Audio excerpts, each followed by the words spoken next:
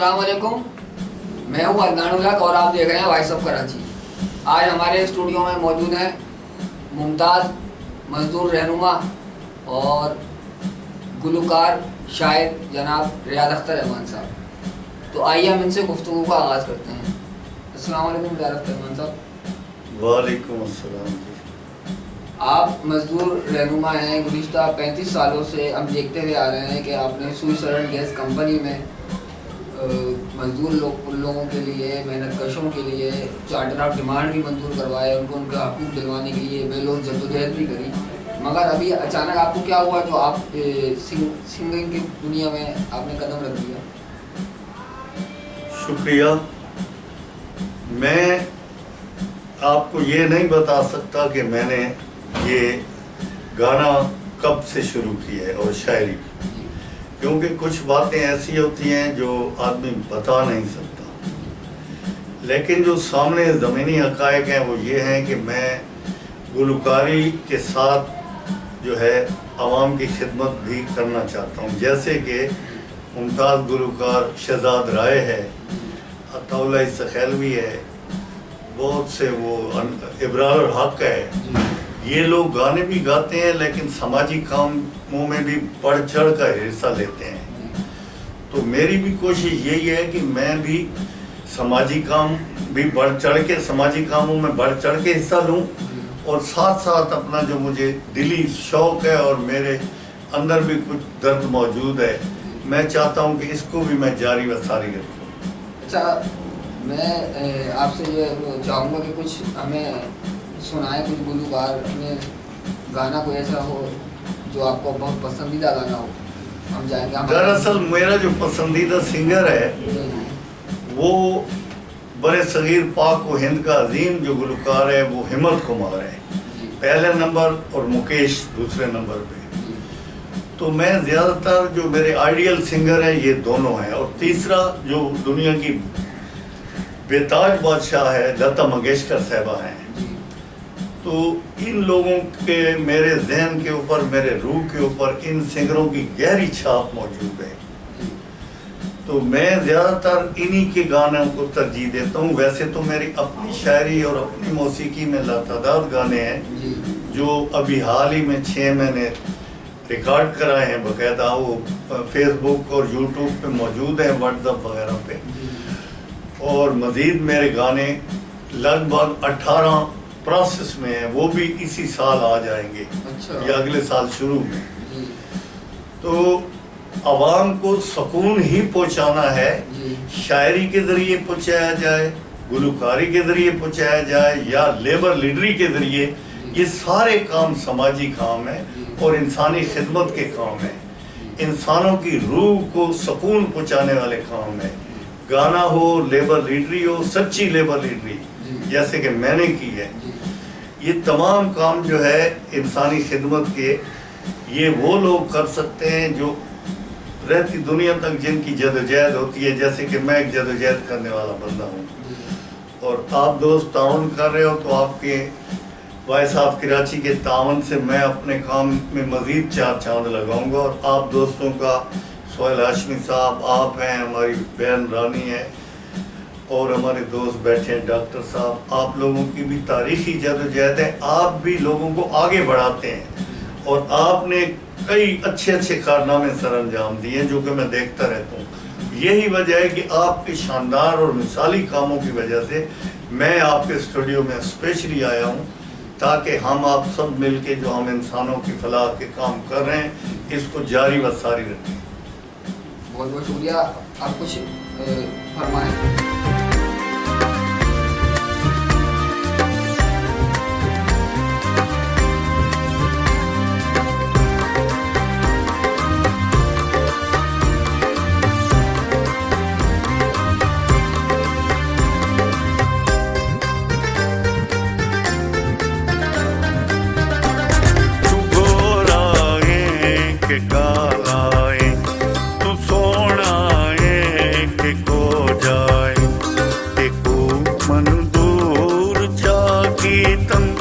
कसम तेरी मैं खांगा, तू गोरा है कि काला है, तू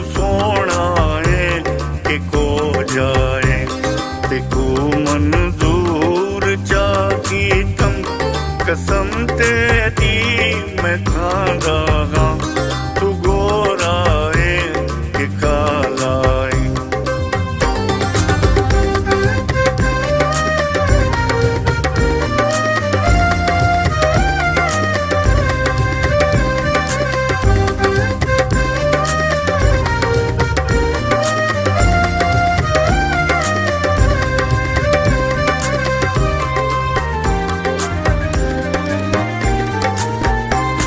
तेरी मरकीट चढ़ गई है आँख तेरे नाल लड़ गई है तेरी मरकीट चढ़ गई है आँख तेरे नाल लड़ गई है तू बुढ़ड़ा है के लवा है मेको तू प्यारा लगदा है कसम तेरी मैं खा रहा तू गोरा है कि काला है तू को जाए कि सोना है तेको मंजूर चाकी तम कसम तेरी मैं खा रहा तू गोरा है कि काला है। बहुत खूब, बहुत खूब, ज़बरदस्त। ये बताएं, आपकी आवाज़ में तो वाकई बहुत जादू है, तो इतने अरसे से आप कहाँ थे? क्यों आपने जो है वो गुलकारी के शोबे में कदम नहीं रखा था? और अब आप क्या महसूस कर रहे हैं? भाई मैं 35-40 साल पहले गाने का शौक करता था बेपनाह। अच्छा अच्छा। तो मैं चला गया सऊदी अरब कामकाज के सिलसिले में। जी जी। तो मेरा काम, मैं वहाँ काफ़ी अर्सा रहा, तो मेरा सारा काम जो गाने का है एक साइड पे हो गया। फिर जब मैं पाकिस्तान वापस आया तो सुई सदर्न गैस कंपनी में मैं बहुत पॉपुलर था, तो लोगों ने मुझे इलेक्ट कर लिया जनरल सेक्रेटरी के लिए। अब वो यूनियन एक ऐसा काम है कि यूनियन और गाना बिल्कुल मुख्तलिफ काम हो गए ये पाकिस्तानी मुआशरे में। जी। तो मैं ये कर नहीं सका। अभी मैं फारिग हुआ हूँ अदारे से, मैं रिटायर हो चुका हूँ यूनियन का। मैं अब भी यूनाइटेड लेबर फ्रंट का पाकिस्तान का चेयरमैन हूँ, मगर उस काम को मैंने मैं कम टाइम दे रहा हूँ और मौसीकी को मैं ज़्यादा टाइम दे रहा हूँ। और इंशाल्लाह मेरा एल्बम आने वाला है और एक से एक गाने उर्दू और सराइकी, और मेरी कोशिश है कि मैं सिंधी और पश्तो भी गाऊँ। तो मेरा सवाल है कि जैसे अब आप इस तरफ आ गए हैं, मौसीकी की तरफ, गुलकारी की तरफ, शायरी की तरफ, तो अब आपको कैसा महसूस हो रहा है? कैसा महसूस कर रहे हैं आप? वो काम सही था या ये काम सही है? इसमें ज़्यादा काम कोई भी हो मुश्किल होता है जी। हर काम मुश्किल है, अगर उसको दिल से किया जाए तो वो बेपनाह मुश्किल है और उस पर इंतहाई मेहनत करनी पड़ती है। सियासतदान हो, लेबर लीडर हो, मुसव्वर हो, शायर हो, साफ़ी हो, कोई भी काम कठिन और सच्ची लगन और मेहनत और शौक और जज्बे के बगैर नहीं होता। अब मैं लगा हुआ हूँ, दुआ करो कि मुझे कामयाबी मिले। अगर मुझे कामयाबी मिलेगी तो ये मैं सारी जो अपनी मेरी जायदाद होगी या जो भी मेरा असासा है, मैं मेहनत कशों के नाम वक्फ कर दूंगा। मुझे कुछ नहीं चाहिए, ना मैं दौलत का शौकीन हूँ।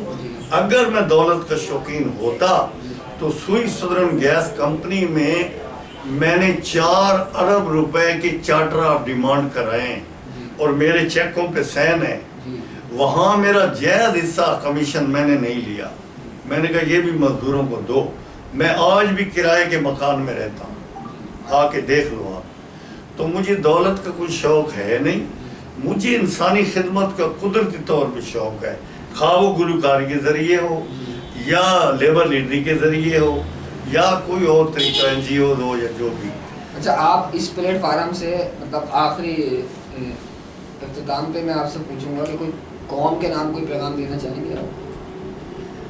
भाई कौम के नाम में पैगाम ये देना चाहता हूँ कि पाकिस्तानी कौम जो है माशाल्लाह बहुत ताकतवर कौम है और हमें पूरी दुनिया मानती है। बैरून मुल्क हम रहे हैं, यूरोप भी पाकिस्तान के मेहनत कशों को तस्लीम करता है। अरब मुल्क सारे तस्लीम करते हैं। हमें इस वक्त जो मसाइल हैं वो हमारी जो सियासी जमातें हैं वो बग़ैर अपने किसी मंशूर के चलती हैं। बिरादरी बेस पे हमें सबको मिलजुल के ऐसी जमात को इक़्तिदार में लाना होगा जो बाकायदा मंशूर और अपना प्रोग्राम मुतारिफ कराए, और जब वो इक़्तिदार में आए अपने मंशूर और प्रोग्राम के ऊपर चले।